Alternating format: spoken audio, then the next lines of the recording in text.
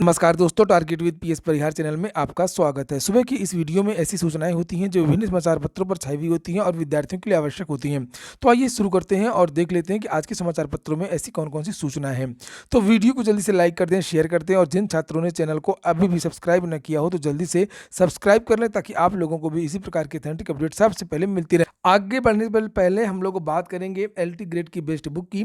ये चक्षु प्रकाशन की पुस्तक है जिसे आप लोग यहाँ पर देख रहे हैं और इसमें एलटी ग्रेड के सामान्य अध्ययन के 800 से ज़्यादा बहुविकल्पीय प्रश्न दिए हुए हैं और जो भी एलटी ग्रेड का सिलेबस है उसी के हिसाब से ये सभी प्रश्न तैयार किए गए हैं और इसी पुस्तक में आपको 2019 का जो सॉल्व पेपर है वो भी देखने को मिलेगा। इस पुस्तक की और भी बहुत सारी खासियत है, जैसे इसमें जो प्रश्न रखे गए हैं एलटी ग्रेड शिक्षक भर्ती के, उनकी जो व्याख्या काफ़ी विस्तृत और अच्छी तरीके से दी गई है। एलटी ग्रेड में जो भी विषय हैं उन सभी विषयों की अलग अलग पुस्तकें भी आती हैं, जैसे सामाजिक विज्ञान की अलग पुस्तक आती है, कंप्यूटर की अलग आती है, गृह विज्ञान की भी आती है, इंग्लिश की भी आती है, विज्ञान की भी आती है, जीव विज्ञान की भी आती है, हिंदी की भी आती है। ये सभी पुस्तकें आपको सभी कापी किताबों की दुकानों में मिल जाएंगी और अगर आप लोग ऑनलाइन मंगवाना चाहते हैं तो उसकी जो लिंक है मैंने डिस्क्रिप्शन बॉक्स में दे दी है। चलिए अब शुरू करते हैं आज की इस सूचनाओं को।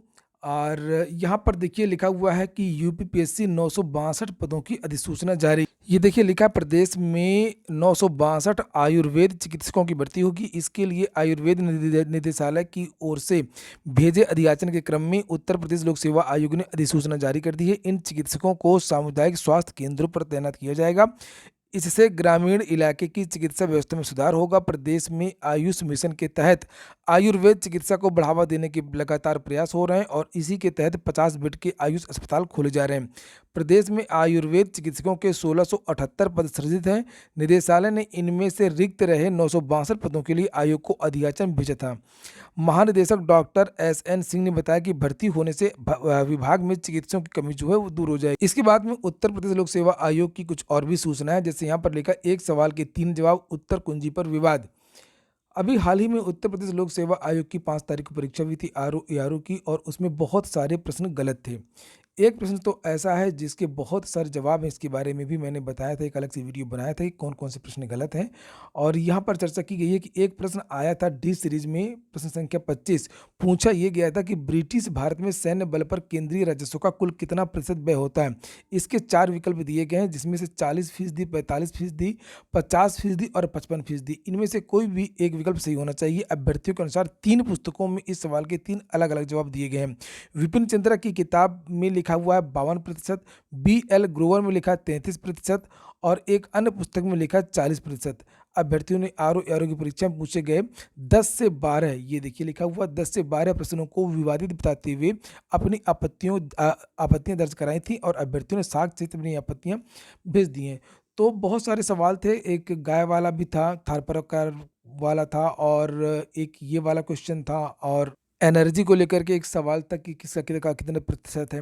तो ये सब बहुत सारे विवाद थे। अब देखते हैं कि आखिरकार लोक सेवा आयोग क्या कहता है। और यहाँ पर विद्यार्थी लगातार इसकी जो रिवाइज्ड आंसर की है उसकी भी मांग कर रहे हैं। लिखा है, अभ्यर्थियों ने साक्ष्य सहित अपनी आपत्तियां दर्ज कराते हुए मांग की है कि प्रारंभिक परीक्षा के परिणाम के साथ ही संशोधित उत्तर कुंजी भी जारी की जाए। वहीं पर आज के बहुत सारे समाचार पत्रों में जो कल धरना प्रदर्शन हुआ था प्रयागराज में विभिन्न भर्तियों के विज्ञापन को लेकर के, रोजगार के मुद्दे पर, उसके बारे में भी जानकारी दी गई है कि प्रधानमंत्री मोदी से मुलाकात कराने की मांग पर अड़े हैं प्रतियोगी छात्र।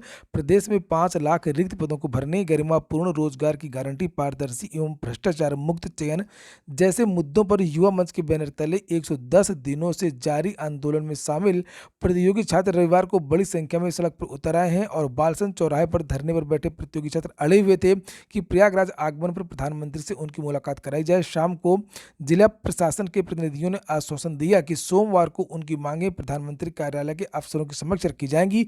इसके बाद छात्रों ने धरना समाप्त किया और ये विद्यार्थी आज जो है ईश्वर शरण डिग्री कॉलेज के पास में एक अंबेडकर पार्क है, वहां पर भी जुटेंगे। और चूंकि उत्तर प्रदेश में लगभग 8 जनवरी के आसपास जो है चुनाव की आचार संहिता लागू हो जाएगी और ये इन विद्यार्थियों का कहना है कि इसी हफ्ते जितनी भी पेंडिंग भर्तियां हैं सभी के जो विज्ञापन है वो निकाल दें, नहीं तो फिर से 28 दिसंबर को लखनऊ में रोजगार के मुद्दे पर एक महापंचायत होगी। बात करते हैं प्राथमिक शिक्षक भर्ती की। और इस समय उत्तर प्रदेश में हर जगह आंदोलन और धरना प्रदर्शन और रोजगार के जो मुद्दे पर है वो छात्र आक्रोशित हैं। और इसी के संबंध में कल देर शाम मुख्यमंत्री ऑफिस से एक ट्वीट हुआ है प्राथमिक शिक्षक भर्ती को लेकर के, जिसे आपको देखना चाहिए। एक बात और बता दूं कि आप लोग वीडियो को पूरा देखा करें, और वीडियो को अगर आप लोगों ने लाइक ना किया हो तो लाइक अवश्य कर दिया करें, बार बार आप लोगों को ना कहना पड़े। यहाँ पर लिखा है सीएम ऑफिस, बेसिक शिक्षा परिषद ने बेहतरीन प्रदर्शन किया है और तकनीकी को अपनाकर न केवल शिक्षकों की भर्ती की प्रक्रिया को पूरा किया, बल्कि उत्तर प्रदेश संभवतः ऐसा राज्य है जिसमें बेसिक शिक्षा परिषद में छात्रों की संख्या में अभूतपूर्व वृद्धि हुई है। अभूतपूर्व वृद्धि हुई है, लेकिन कितने अध्यापक हैं ये देखिए, यहाँ पर लिखा केवल शिक्षकों की भर्ती की प्रक्रिया को पूरा किया। तो यहाँ पर एक ही ट्वीट से इन्होंने दो चीज़ें समाप्त कर दी हैं। एक तो ओबीसी एससी जो आरक्षण को लेकर के जो मुद्दा है वो समाप्त करने की कोशिश की है, और एक मुद्दा जो है शिक्षक भर्तियों को लेकर के जो आंदोलन हो रहे हैं, तो इन्होंने कह दिया कि हमने भर्ती किया है। तो प्राथमिक शिक्षक भर्ती के बारे में सरकार ने अपना रुख स्पष्ट कर दिया है। अभी कुछ दिनों पहले विधानसभा में भी जो उत्तर प्रदेश के बेसिक शिक्षा राज्य मंत्री हैं, उन्होंने बयान दिया था ओबीसी आरक्षण को लेकर के। तो प्राथमिक शिक्षक भर्ती को लेकर कल कानपुर में भी काफी हंगामा हुआ है। यहाँ पर देख सकते हैं शिक्षक भर्ती को भाजपा कार्यालय पर हंगामा। कानपुर प्राथमिक शिक्षक भर्ती की मांग को लेकर के युवा बेरोजगारों ने भाजपा दक्षिण के कार्यालय में दिन भर हंगामा किया। बाद में एमएलसी अरुण पाठक ने आकर के उनका मुख्यमंत्री को नामित मांग पत्र लिया, आश्वस्त किया कि इसे मुख्यमंत्री तक पहुंचाया जाएगा, और बहुत सारे छात्रों के यहाँ पर नाम लिखे हुए हैं। प्राथमिक शिक्षक भर्ती के लिए लखनऊ में 23 तारीख को एक बहुत बड़ा प्रदर्शन भी हो रहा है। इसके लिए विद्यार्थियों ने कल जगह जगह घूम घूम कर विद्यार्थियों का मन लिया और विद्यार्थियों से आग्रह किया। संस्थानों से निवेदन करते हैं कि आप सब 23 दिसंबर को अपनी कोचिंग संस्थानों को बंद करके अपने बच्चे अपने साथियों को लेकर के हर हाल में लखनऊ इको गार्डन धरने पर पहुंचे, जिससे प्रदेश सरकार से 97,000 प्राथमिक शिक्षक भर्ती की लड़ाई को जीता जा सके और हर हाल में आचार संहिता से पहले विज्ञापन को जारी कराया जा सके। धन्यवाद। भर्ती दो। अगली सूचना है यूपी ट्रिपल एससी की। आज बहुत सारे जो छात्र हैं वो यूपी ट्रिपल एससी का घेराव करेंगे, वहाँ पर वार्ता करेंगे, बहुत सारे नेताओं से भी बात करेंगे, और देखते हैं कि यूपी ट्रिपल एससी आखिरकार क्या जानकारी देता है। और ये विद्यार्थी खास तौर से हैं फॉरेस्ट गार्ड के विद्यार्थी, वन रक्षक के, बोरिंग टेक्नीशियन के भी विद्यार्थी आज पहुंच रहे हैं, और सहायक सांख्यिकी अधिकारी के भी विद्यार्थी आज पहुंच रहे हैं। इन विद्यार्थियों का कहना है कि जब तक सरकार आज हमारी परीक्षा की तारीखों का ऐलान नहीं करती है, तब तक हम यूपी ट्रिपल एससी पिकअप भवन से वापस नहीं लौटेंगे। अगली सूचना एडेड जूनियर हाई स्कूल भर्ती की है। एडेड जूनियर हाई स्कूल भर्ती का रास्ता साफ हो गया है। जो विवाद था कि क्योंकि ये पहली बार ये परीक्षा लिखित परीक्षा के आधार पर भर्ती हो रही है, इसके पहले मैनेजमेंट और डीआईवास इत्यादि के द्वारा जो ये भर्तियाँ बीएसए के द्वारा हुआ करती थी, और इसमें एक विवाद ये हो रहा था कि आरक्षण किस तरीके से दिया जाए। एक स्कूल में पदों के सापेक्ष आरक्षण बनाया जाए, या पूरी भर्ती में आरक्षण लागू किया जाए। जैसे एससी एसटी ओबीसी पूरी भर्ती में जितने पद हैं उसके हिसाब से 1500, या एक विद्यालय में जैसे 5 पद हैं तो उसमें जनरल एससी एसटी ओबीसी किया जाए। इसको लेकर के विवाद था। तो ये जो विवाद है वो समाप्त हो गया है, और अब इस भर्ती की जो प्रक्रिया है वो आगे बढ़ेगी। लिखा है कि प्रदेश के एडेड जूनियर हाई स्कूलों में 1504 सहायक अध्यापक और 390 प्रधानाध्यापकों की भर्ती में आरक्षण कुल रिक्त पदों पर लागू किया जाएगा। दिसंबर 2019 में जारी उत्तर प्रदेश मान्यता प्राप्त बेसिक स्कूल नियमावली 1978 में आरक्षण व्यवस्था में स्थिति साफ नहीं होने से ये भर्ती फंस गई थी, और यही बात अन्य समाचार पत्रों में भी दी गई है। अगली सूचना है टीजीटी और पीजीटी की। प्रतीक्षा सूची के अभ्यर्थियों की नियुक्ति में पेंच। बहुत लंबी और जटिल प्रक्रिया है प्रतीक्षा सूची की, जिसमें बदलाव की मांग कर रहे हैं विद्यार्थी। लिखा अशासकीय विद्यालयों में प्रशिक्षित स्नातक शिक्षक और प्रवक्ता पीजीटी के पदों पर प्रतीक्षा सूची में शामिल अभ्यर्थियों के रिक्त पदों पर नियुक्ति में तकनीकी पेंच फंस गया है। अभ्यर्थियों ने डिप्टी सीएम को पत्र भेज करके नियम में संशोधन करते हुए काउंसलिंग की मांग की है। पत्र में कहा गया है कि टीजीटी पीजीटी 2016 और 21 में चयनित कई अभ्यर्थियों ने ज्वाइन नहीं किया। प्रतीक्षा सूची में चयनित अभ्यर्थियों का पदस्थापन उत्तर प्रदेश माध्यमिक शिक्षा सेवा चयन बोर्ड नियमावली 1988 के नियम 13(3) के अनुसार होना है, लेकिन जब अभ्यर्थियों ने चयन बोर्ड से संपर्क किया तो उन्हें बताया गया कि यही नियम उनकी काउंसलिंग को बाधित कर रहा है। इसमें सबसे बड़ा विवाद तो ये है कि जो विद्यार्थी छोड़ देता है नौकरी और उससे एनओसी लेना पड़ता है, उसके बाद में ही उस पद को जो है वो रिक्त माना जाता है, और तब जाकर के प्रतीक्षा सूची होती है।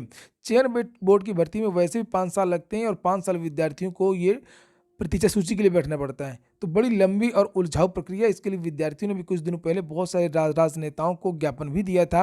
अंतिम सूचना शिक्षक भर्ती के अभ्यर्थी 21 को पिछड़ा वर्ग आयोग के दफ्तर में करेंगे तालाबंदी। इन विद्यार्थियों का कहना है कि जो 69,000 शिक्षक भर्ती है उसमें आरक्षण में घोटाला हुआ है। और यहाँ पर लिखा है कि 21 दिसंबर को पिछड़ा वर्ग आयोग के दिल्ली स्थित दफ्तर में तालाबंदी की चेतावनी दी है। आंदोलन की अगुवाई कर रहे मनोज प्रजापति और दिलीप बघेल ने बताया कि यह तालाबंदी बेसिक शिक्षा राज्य मंत्री सतीश चंद्र द्विवेदी के विधानसभा में दिए गए बयान के विरोध में जताई जा रही है, जिसमें उन्होंने कहा था कि उनको रिपोर्ट नहीं मिली है, जबकि आयोग ने रिपोर्ट 29 अप्रैल 2021 को बेसिक शिक्षा विभाग में भेजी दी जा चुकी है। और अभ्यर्थियों का कहना है कि मंत्री ने विधानसभा में झूठ बोला है। ओबीसी आरक्षण को लेकर के भी लखनऊ में विद्यार्थी भूख हड़ताल कर रहे हैं। और एक और सूचना छूट रही है, ये है एसएससी की। लिखा है 18 महीने में होंगी ये 18 भर्तियां। 17 तारीख को एसएससी ने अपना एक परीक्षा कैलेंडर जारी किया था, उसी के बारे में ये जानकारी है कि 18 महीने में 18 भर्ती परीक्षाएं होंगी। और यहाँ पर बताया गया है कि 10+2 लेवल परीक्षा 2020 टीयर 2 9, 28 व 29 जनवरी तक, सिलेक्शन पोस्ट परीक्षा 2020 2 से 10 फरवरी, कंबाइंड ग्रेजुएट लेवल परीक्षा 2020 टीयर 3 6 फरवरी 22 को होगी। और भी यहाँ पर बहुत सारी भर्तियों के बारे में जानकारी दी गई, जैसे यहाँ पर लिखा है कि नई भर्तियों व उनकी प्रस्तावित परीक्षाएं, जैसे कंबाइंड ग्रेजुएट लेवल परीक्षा 2021 टीयर 1 का आवेदन वो 23 दिसंबर यानी इसी महीने 23 तारीख से आ जाएगा और उसकी लास्ट डेट 23 तारीख रहेगी। परीक्षा के बारे में भी बता दिया गया कि परीक्षा अप्रैल में होगी। इसी तरीके से 10+2 combined higher secondary level tier 1 में आवेदन 1 फरवरी से शुरू हो जाएंगे। लास्ट जो डेट है वो 7 मार्च है। टास्किंग परीक्षा के बारे में भी बताया गया है। दिल्ली पुलिस के बारे में भी बताया गया। बहुत सारी जो भर्तियां आती हैं एसएससी से, उन भर्तियों के बारे में घोषणा की गई है। नई कांस्टेबल जीडी भर्ती के बारे में भी जानकारी दी गई है कि जो अगली कांस्टेबल जीडी की भर्ती है वो कब आएगी, उसका विज्ञापन कब तक आएगा और उसकी परीक्षा कब तक होगी। और इसे आप लोग देख सकते हैं। और ये हो गया आज का वीडियो। अगर आपको अच्छा लगा हो तो लाइक कर दें। जिन छात्रों ने चैनल को सब्सक्राइब ना किया, सब्सक्राइब कर लें। पूरा वीडियो सुनने के लिए बहुत बहुत धन्यवाद।